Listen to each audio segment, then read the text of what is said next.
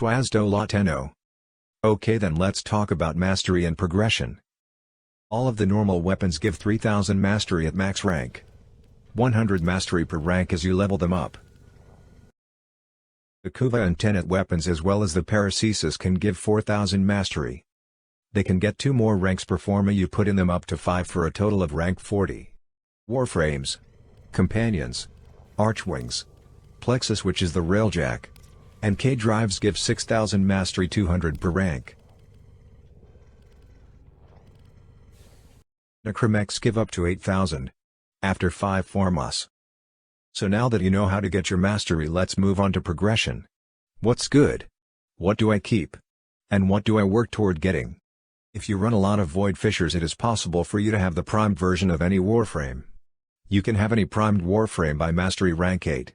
I suggest trying to get Ivera Prime, Nisa Prime, and Nyx Prime as soon as you can. They have no mastery rank requirements and let you solo everything, if you choose to. The relics in Void Fissures rotate every couple months. So if you can't get the primed versions of these warframes, the regular ones are pretty much the same. Primed warframes just have a tiny bit more stats than non-primed ones. For most warframes it isn't noticeable. Ivera is great. She can put enemies to sleep, which lets you cheese Cetus and Fortuna rep. You can also level up weapons easily with her using Stealth Affinity bonus. Nezha is one of the tankiest warframes. Also fast and has crowd control. Generally good for most missions. Nyx is a beast of a warframe. If you invest into her, you don't really need any other warframes cause she can do everything. Early on, before you get Ivera, Loki, or Wukong, she can do spies easily. You can mind control cameras or enemies and ignore them. Or do excavations and mobile defense missions with her 3. It makes enemies fight each other. You can even solo Thermia Fractures on Fortuna with only 4 mods on her. No reactor. Cause her 3 is so good. Beyond these 3, I classify warframes based on what mission type they are good at. Like defense missions, you want to use Volt, Octavia, Mesa, Siren, Protea, or Revenant. Volt and Siren are the best for defense for most tilesets. Octavia is the actual best if you're on a good tileset for her. For mobile defense, excavation, or hijack missions, our girl Nyx. My boy Frost, which most people say sucks but is one of the best for excavation. And Limbo, which used to be great for most mission types but got fucked by the Eximus rework. So he is only decent on Grineer hijack and excavation now, but he still works if you murder Eximus quickly. Good luck living at high levels with him though. For interception there used to be a lot of choices, but to solo it now you only have Nyx. For spy missions, Wukong is the best. His 2 makes you move quickly, you're invisible and you can go through lasers without being detected. All that for only duration mods. You can also use Loki or Nyx. For Kuva Fortress use Wukong or Loki. And for Lua use Titania or Wukong. Speed matters the most at Lua. If you want to farm resources, Korra and Necros are good options. I would stay away from Hydroid, it's the only warframe in the game that's actual shit. For missions that you want to go fast in, you can use Wukong, Waifu Wisp, Volt, Nova, Titania, or Nezha with Maglev, Streamlined Form or Cunning Drift. If you use all 3 of those mods on Nezha, you can slide to infinity and beyond. Wukong and Nezha take almost no investment. As long as you're not going beyond level 1000 enemies, the good tank frames are Naros, Nezha, Waifu Wisp, and Nidus. Beyond that level there is only Revenant or Invisibility warframes. Boss killer frames are all high investment, but the rewards are worth it. Chroma is generally good on all bosses. Rhino is good at killing bosses. But he isn't very tanky on the open world bosses and he is slow. So it's better to subsume him to the Helminth than put Roar on Revenant or Nezha. Siren, Ember, Oberon, and Volt have augments for their 1 that increase damage by their element for a duration if you hold the button down. These mods scale on ability strength and duration mods and combine with other elements. So Volt and Ember can make radiation, which is what most of the open world bosses are weak to. Oberon just adds radiation damage. Those 3 are good on the Eidolons. Volt is the best for it. And Siren is the best for Exploiter or boss. The best boss killers for non-open world bosses are Revenant or Nezha with Rhino's Roar subsumed onto them. They are also the tankiest warframes. Well, that's all there is to the warframes. Not too much progression with those. Just pick some of the better ones and go. Unfortunately there isn't a lot to say about early game weapons. So we'll only talk about the ones worthy of a catalyst.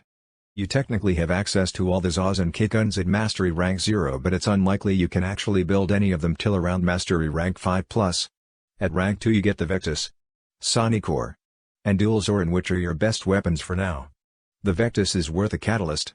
The Sonicore is for breaking boxes, just put a fire rate mod on it. And the Dual Zorin, you can use a catalyst on it if you like it can be good with a Riven mod later on. But you get 2 better melee weapons with catalysts on them for free doing quests. There is the Kogaki also at Rank 2. It is trashed here but it builds into one of the best melee weapons. The Hirdo. At Rank 7. Which heals you on criticals and is a critical weapon. DE done fucked up on this one. At Mastery Rank 3 you can get the blueprint for the Typedo. But you can't build it till Mastery Rank 4 because you need the bow for it. Which is a Mastery Rank 4 weapon. Anyway, the Typedo is great, you can catalyst it if you like it. It has solid stats. Or wait till Mastery Rank 9 when you can build it into the Legion, which is one of the best status melee weapons. At Mastery Rank 4 you can do the Deadlock Protocol and get the Zoris. Which is a pretty good weapon, but don't invest in it, you can get a better glaive at Mastery Rank 7. Mastery Rank 5 brings my boy the Comb. Your first good shotgun. It is worth a catalyst and investing Forma into. You also get your first usable secondary, the Atomos, but I wouldn't bother with secondaries yet. And if the Bow Prime is unvaulted at the time you see this video, get it, it's amazing. It's the first prime weapon you have access to. The Ripcos are also Mastery Rank 5. And they have a special mod that's great for farming resources with Necros. The old Ripkas are a slash-based weapon. When you kill with slash you split bodies into pieces. Every piece gets desecrated by Necros. More pieces, more loot. The Amalgam mod increases the gore. Fat loot, baby. From Mastery Rank 6 and up nearly all of the weapons are usable at least. Still some considerably better than others. Only thing to talk about at this rank is the Rubico. If you didn't invest into your Vectis, this is another good sniper rifle. At Mastery Rank 7 you get a big boy power spike. Most of the weapons for this rank are good, but you get the Serrata, one of the top 10 weapons in the game. You also get the Convectrix. A murder machine. The Slash Gun Boy. It kills level 9,999 enemies easily. The Twin Boss Oak. One of my favorites. It has the second highest status chance of all melees. And it wrecks enemies. Technically you can get the Wolf Sledge, but good luck. The only realistic way to get this is to farm relics and pay platinum for it. But it's worth it. Plus the Argonaut. It has a special mod that makes daggers strip armor. Which makes daggers pretty good. Mastery Rank 8 has the Fulmin and Ceto. Both are good, but I'd say the Ceto is better. Finally, at Mastery Rank 8 we have a secondary worth investing in. The Epitaph. It's very powerful. You can use it to kill single targets with high crit damage or inflict a massive amount of status procs to enemies with its quick shot AoE. As far as melee weapons go, you can use pretty much anything at this point. Just make sure you're using Viral Slash or Viral Heat if the weapon doesn't have Slash. You should have the Broken War by this point. It comes from the second Dream Quest. And you get a free catalyst on it. It's a Mastery Rank 10 weapon, but you can have it at Mastery Rank 3 cause that's the second Dream's Mastery requirement. Just don't craft it into the war till you have a ton of good weapons and want the Mastery for the war. The Broken War is great. The war sucks hard. Around Rank 10 you can start getting the best weapons in the game. And when you have the best, everything else is Mastery fodder. So the top weapons for melee are in 3 categories. Glaives, Gunblades, and Slash Melees. For glaives we have the Serrata and the Glaive Prime. You can make the charged throw into an AoE explosion by pressing Alt Fire while it's in flight. These 2 glaives will kill anything no matter what level it is easily. We have 3 Gunblades that are great. My boy the Stropha. Its heavy attack shoots out an AoE shockwave that lets you kill groups of enemies. The Redeemer Prime is technically as good as the Stropha, but it's single target. It is good for bosses though. And the Vastalok, which is for armor stripping with shattering impact. And finally we got the Slash Melees. If you're the min-maxing sort. The Prisma Dual Cleavers. The Orthus Prime. And the Nami Skyla Prime are the best here, but you can use any melee weapon with good slash that has 20% or more crit and status. Well, on to secondaries. The Epitaph, Tenet Cycron, and Kuvanukor are pretty similar. They kill everything, even max level enemies easily. But in higher leveled content they are used to max viral stacks on enemies instantly, so you can build your main weapon with higher slash and crit or corrosive heat. The Spectre Ventil is a secondary version of the Convectrix. It's a slash gun. And the good old Lead'em, it's a boss-killing motherfucker. Primary weapon time, yeah boy.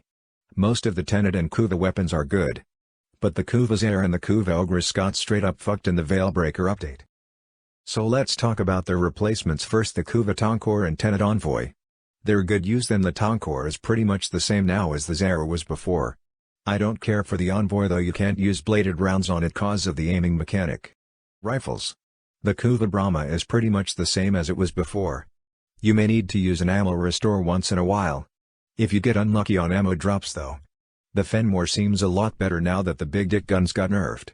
The Trumna and Stalta are pretty much the same gun. The Trumna is harder to get at a higher mastery rank though. They both hit hard with the alt fire charged up. And now we have the beam rifles. The Ignis Wraith is pretty much the same. The ammo nerf does nothing to this because of how ammo efficient it is. The Convectrix is a murder machine, get it? And last up for the rifles, the Phantasma. If the enemy isn't status immune they are dead. Last up, shotguns. The Bubonico got nerfed then unnerfed, so it's the same as always. The Kuva Comb will murder up anything you want dead. Same with the Tenet Arcoplasmor. The Kuva Heck might get nerfed eventually, it can one-shot the Archons. Kuva Liches. And Sisters of Parvos with its alt fire. All that's left to talk about is important ranks. Rank 1 you get Marus Bazaar. Rank 2 you can trade other people. You have to enable two-factor authentication on the Warframe website. Not in-game to trade. Rank 3 you get your syndicates. Choose 2 that are allied. It's free passive platinum after you get those to rank 5. Mastery rank 4 you can do the Deadlock Protocol, which gives the Zoris a pretty good glaive. Mastery rank 5 gives you the War Within quest, which has a great reward, I won't spoil it. And at Mastery rank 8 with rank 3 Intradion Demos you can get the Helmuth segment from Sun. It is very powerful and worth it to get early so you can subsume the Warframes you're just leveling up for their abilities to put on other Warframes. Damn, that was a long edit. 10 hours, man. Anyway, the video is over. So go kill stuff, you degenerate murder machine.